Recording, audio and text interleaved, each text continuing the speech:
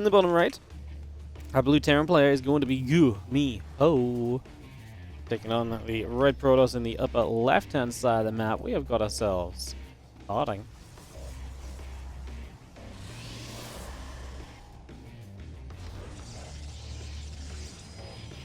Now we get into game number 1 of this best of 3. PartinG, PvT. I mean, like I say, I've not really seen PartinG. I've heard him. I've heard of him winning games. I've, know he's back. I know he's been streaming and stuff.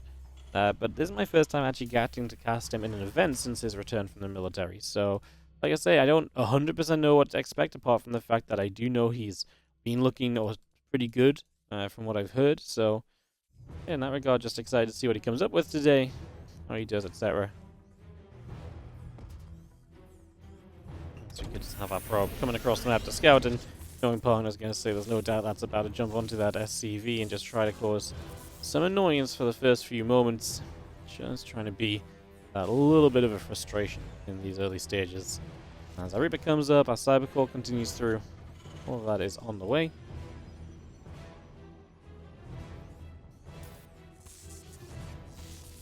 Let's see the probe and the SCV attacking against one another. We go back and forth right there.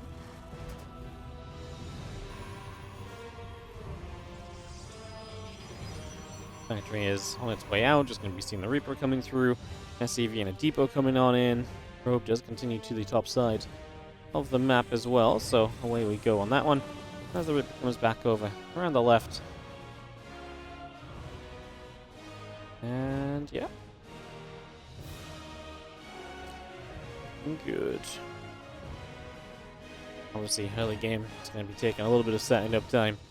As we have a probe all the way back home. And here's the Reaper. The Adept is there to start dealing with said Reaper though, so Reaper should be pushed back pretty convincingly for the first few moments at the very least, so that's obviously a good start. You can see our Reaper now pinging away on that pylon. A little bit more damage being dealt. Just to keep things moving along decently for the moment.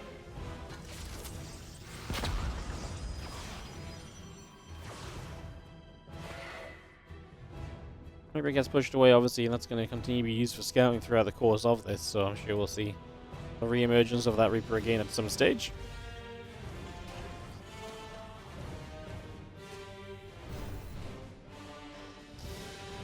Flank is on the way up, that Twilight Council getting going, so we are seeing exactly what PartinG wants to head into for the early stages. He's a Blink boy, and he is going to try and make use of that immediately. So Blink on the way through. Unsurprising, right? Blink gives you a lot of control over the game. Lets you get a lot done, so makes a lot of sense just to kind of open Blink. Gets that or Stargate 90% of the time. And so those are going to be the choices. Now we are going to have this first little attack in. Well, that battery is very important. These probes, though, may take too much damage for the battery to really, sort out, essentially. So that could be a possible problem here as we continue by. 3 probes already going down. It's just rough when that splash damage comes in, because that splash damage really adds up against you. And like I say, the battery can only heal one thing at a time. 3 workers. I mean, the good news here was this was the Reaper Hellion to start us off. And so in the way, with that Reaper Hellion starting us off, getting some damage done, goes a long way to be very useful. Just going to be seen now with Widowmine and a few Marines getting joined back up on the Naturals. Just getting that into position here. Again, Blink and the Prism coming through. Here is the medevac with the Widowmine drop even going across the map. It's just going to take that straight across the other side for the moment. The extra Stalkers still continue to warp in.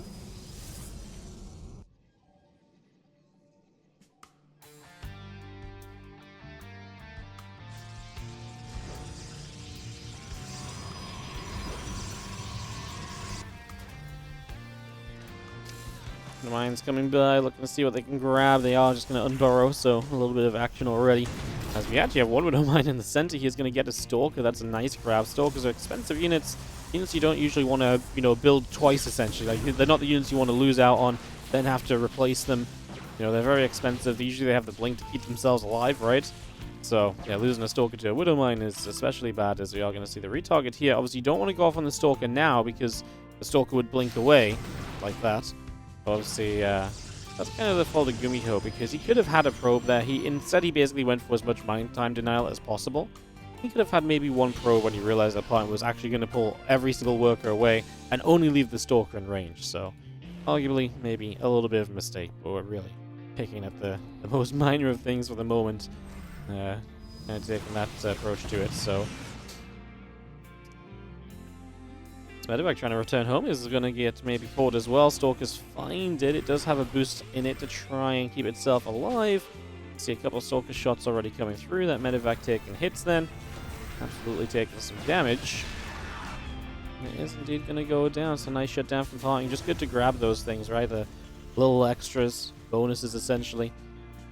Good to get rid of those and just make sure that GuMiho does not, you know, keep everything possible alive coming out of these trades.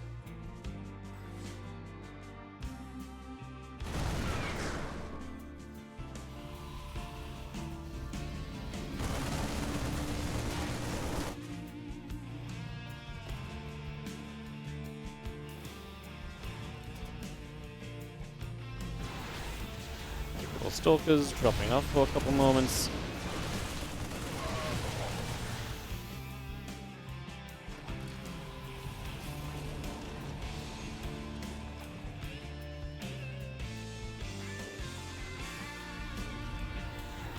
Let's see a couple SCVs dropping down as well. And you have the Stalkers coming back across. A couple depots will begin to get cancelled up. Tank coverage there is very nice. And again, we just got ourselves +1 combat shield and the stim all continuing through. Bringing a little bit of everything into play. That Storm coming up as well. Giving us more options and choices here as we continue by.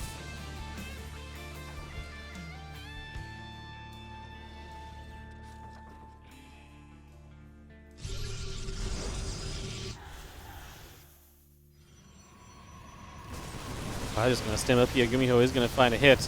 And all this harass early is definitely added up. Oh, the auto turret blocks the probes! Did you see that? The auto turret forced the probes to come the long way around because it created a wall there, right? And a complete wall means you have to go all the way around. And so he took the longer route back through the bio. I mean, maybe everything goes down there anyways, but that absolutely guaranteed that everything was going to go down. Now, that was a cute little move from GuMiho. I didn't know you could do that with the auto turret, actually. That was really cool. So a neat little play on that as we get ourselves ready here in this game number 1. Again, coming through stats. And then meeting GuMiho in this round of 16, setting us up for the day of action here in the ESL Open Cup Korea. Bio chasing. A couple High Templars will begin to storm down. So going to see a couple more shots coming off. Another High Templar again picked away at. High Templar very narrowly does fall as our bio comes from the other side and has a wraparound on the Prism, although to be fair, there's not a lot of bio that was actually getting the wraparound. Another Storm and a Medevac went down with it this time, so more to consider. As you just see the auto turret coming in as well. We're going to see a bit more bio showing up. We're going to try and micro with this Prism. Widowmine shot's going to be dodged with the Prism micro.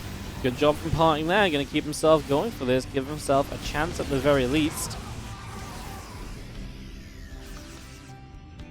Bio back down the right.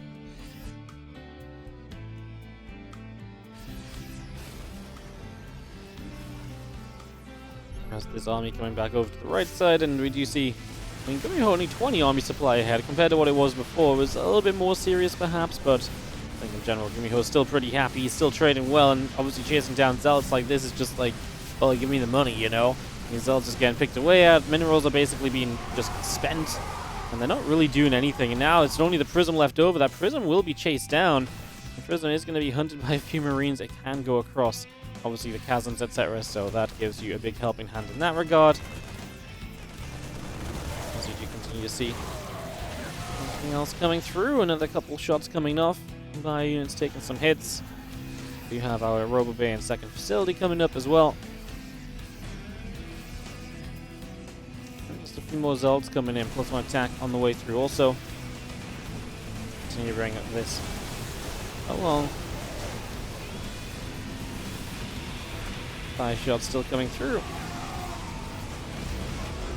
In the end, GuMiho is going to have enough to close out this game number 1 in his favor.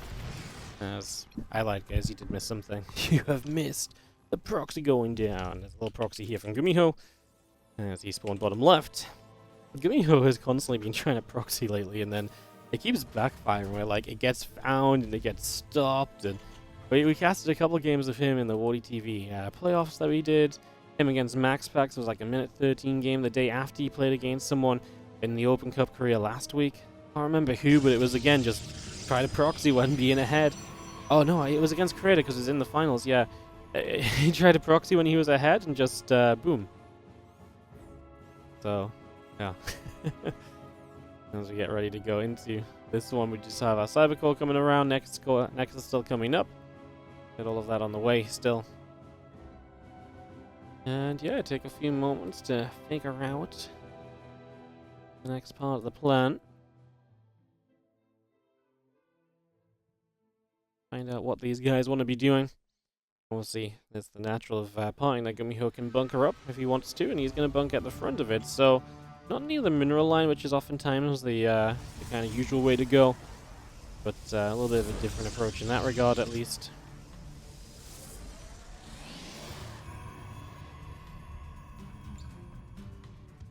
There's that gateway coming in. The Reaper is actually going to get a catch on the probe here. Probe will go down, so that's going to be a wonderful little grab. You take that, you run with it for a couple moments. Absolutely, yes, please, and thank you.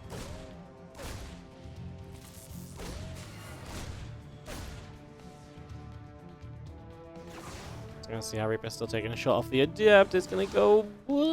Okay, no, it's alive, and then the probes get it. So, couple workers, but no Reaper to get back into the mineral line.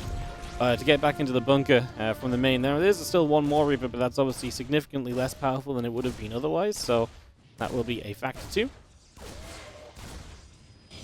Adept is gonna be there. Reaper getting chased, and again the Cyclone, the Starport. Continue to come up. Another grenade goes down. Probe is going to reposition just slightly.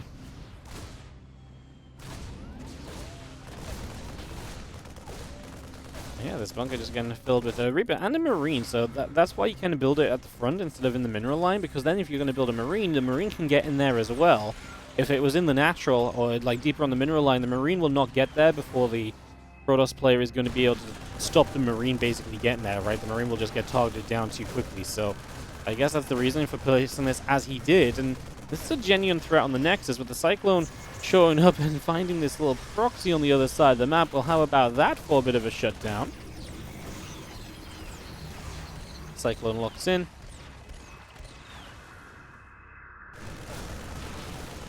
Going to be seeing the Marine still firing up, and going to be seeing the Stalkers take some more hits as well. Nexus will continue to take some damage, so damage being done for the moment here.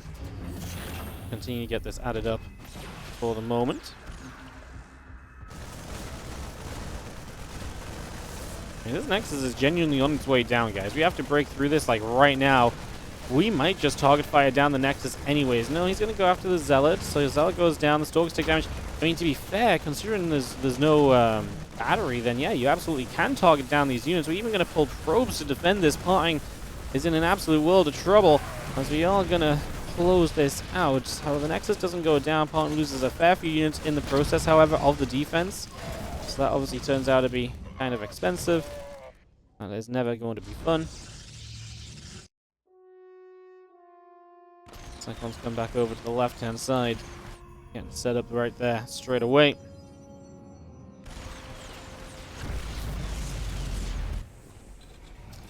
TC lifts off. Factory is going to get a tech lab on the go as well, so we get that going.